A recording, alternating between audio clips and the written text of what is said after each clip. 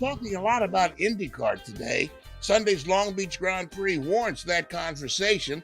That's the longest running and most important street race in America. But IndyCar is fighting, even struggling, to stay in business and grow. Lots of ideas are flying around, but I'm surprised that one isn't getting out of the talks. Spending caps, cost containment, more important than charters. If owners don't have a chance to make money, why write the check? We marvel at Formula One's financial strength, but that strength came after spending caps were put in place. Investor money will enter the sport if investors know the major teams with all the sponsors won't be able to spend them into the poorhouse. Even the proposed charters will be worth more when owners believe the charters have value. The teams will be able to upgrade equipment. B2B talks will make more sense. All this comes when costs are under series-wide control. So what am I missing here? Peace.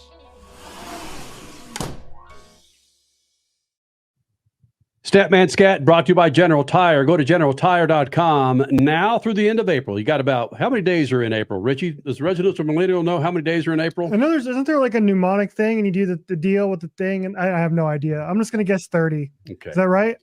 Nice job, bro. Nice job. Yep.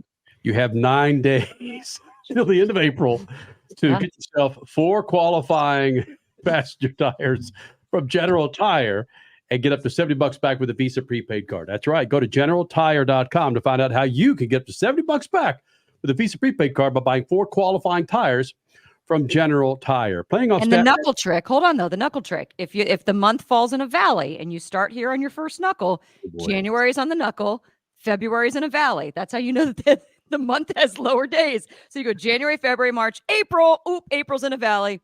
It has 30 days, not 31. Or 30 days have September, April, June, and November. All the rest have 31. You know how I do it? I just turn around and look at my GDM calendar. Why do we have to have all these bloody freaking nursery rhymes? Remember how many damn days are in the month?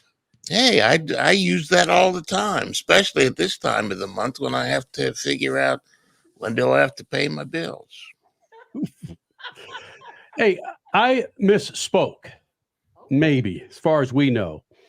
Zach Brown is the CEO of McLaren Racing. Formula One, IndyCar, and I'm sure there's some side bets going on as well. But Zach Brown, we knew Zach Brown initially when he started Just Marketing, which was a marketing group out of Indianapolis, specifically for motorsports, NASCAR, IndyCar, and other forms of motorsports, sports car racing. I believe the first deal he did with NASCAR, if you look at Wikipedia, had everything to do with the first Spirit with NASCAR. I believe it was Crown Royal, where he brought Crown Royal into NASCAR. It's for the kids, just for the kids. Zach Brown has since moved on and become a player in Formula One and the IndyCar series. So much so that an IndyCar executive threw it out there without Zach Brown knowing that he was being considered, or frankly, being begged to come help us with our marketing. Zach Brown. Zach Brown acquiesced and said, sure, Crasher, right? I just find this interesting that Mark Miles threw out the idea of this. I get all these things confused. NASCAR is the Race Team Alliance. IndyCar is this marketing group. This. Come on, what's the name of it? Somebody help me out here. Just go with it, man. Nobody's going to check you. Taskforce, Okay. Marketing Taskforce. So yeah, Mark Miles, the executive of IndyCar, throws it out there a couple months ago saying we've got this task force coming together, yet none of the owners were really aware of that yet. It was supposed to be a group of owners to give critical input to make the series better. And so that first happened, and then fast forward a couple of months, he says, oh yeah, Zach Brown's going to be a part of this task force.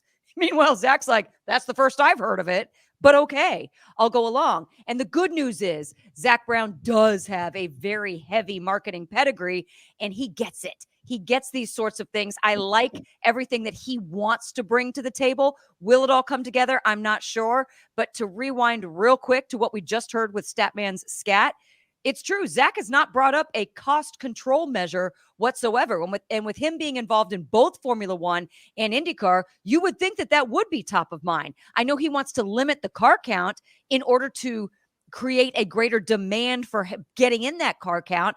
I don't understand how there would be a greater demand if you limit it and don't allow anybody else to buy in as far as a charter or however else you allow other people to come in. That part's weird to me. Getting this in a cost containment, though, would work. I like your cost idea. Crash, that's the whole basis of the charter. If there's 10 guys that want, or 10 people that want to be involved in the sport, and there's only 8 charters, then there's a lot of bid for, just like when there were 43 people that wanted to get into a 33 car field at the Indy 500. There's a lot of competition to get in there, and that makes the charters more valuable.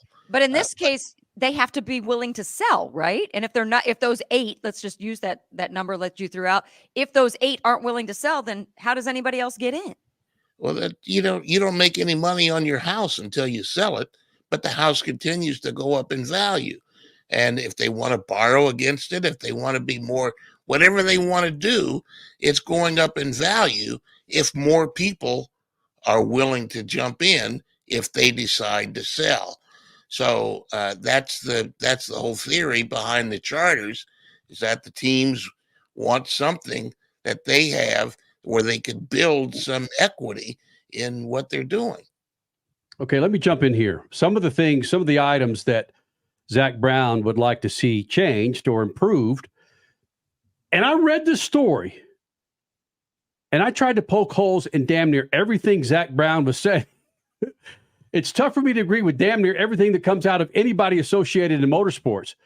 But frankly, everything he was saying was so spot on about limiting the car count in IndyCar, which is similar to what Statman and Crasher was just talking about, improving the broadcast with predictive scenarios. He said, I'd like to have next level information, which is soft tires. So they're going to be a half a second lap faster for 8 laps. If Paulo doesn't catch Joseph by lap 8, his tires are going to fall off and the strategy wouldn't work. In other words, telling us what we're seeing, telling us something other than what we're seeing and why we're seeing it. Yeah, Kenny, let me jump in here, because that was a big problem for me today in listening to the race, where they have primary tires, they have primes, they have reds, they have greens, they have blacks. I don't know what any of this stuff means, and I follow it. So I can't imagine what the person who's on the marginal fan who just tunes in to see a race every now and then, they don't know what's going on, and everybody assumes that they're as up to speed as the pit reporters are. They need to make that clear, and that I would have thought that with that article this week that they would have tried to do that, but they didn't. Another thing that I've talked with many IndyCar team PR people over the last couple of years is, with NTT Data as your primary sponsor, why are they not providing some of this massive data that these social accounts and the TV broadcast can throw out there and make you want to tune in? Like, oh, so-and-so's tires are going away at this many seconds per lap, whereas so-and-so, Newgarden, is chasing them. Give it 5 more laps. Watch him pass. You will be glued to the TV and saying, oh my God, they were right. 5 laps. It's the data. You are NTT Data. Give us some of that data for fun and force us to keep watching. That's how it works. Make it entertaining. The other item that Zach Brown brought up again, he is the CEO of McLaren Racing and evidently has been recruited to help market IndyCar. You talk about a big mea culpa. He says, improving the look of IndyCar by how it's displayed. We've been saying this for 24 years. I think the drivers are the stars. We need to put them on the pedestal. We could give you 2 handfuls of drivers who've confided in us that the marketing of the series and the drivers specifically was abysmal. Zach Brown sees that and changes to the race schedule. I think the doubleheader thing, sponsors don't view it as a 2-race weekend or as 2 races. It's 1 weekend. So getting rid of the doubleheaders that they've had in the past. Also, Zach Brown says they really need to get on the East Coast more often with the series. Yeah, we'll see if it's implemented. The tracks that have gone away: Pocono, New Hampshire, Richmond, come on, guys. Yeah, get back on the East Coast. Not just Florida, Right. the actual coastal. Watkins Glen, just get there.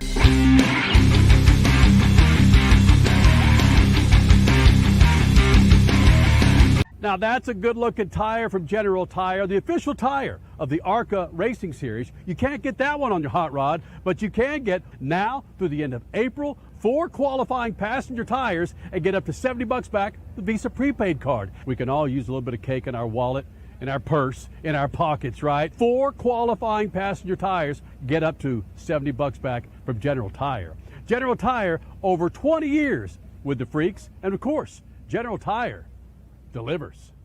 For more than 30 years, Lucas Oil Products has been solving some of the most difficult mechanical problems in the automotive, marine, and industrial industries.